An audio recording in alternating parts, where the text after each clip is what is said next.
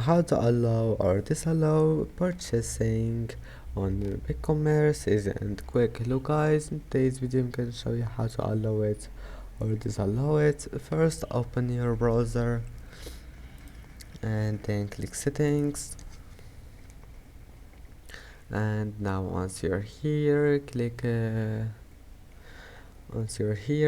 miscellaneous, and now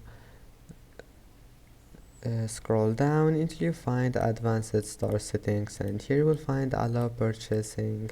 You can allow it or disallow it, isn't quick. First and then just click save. I hope that can help you, and that's it for today's video. If you like this video, don't forget to like and don't forget to subscribe, and thank you for watching this video until the end, and see you in the next video.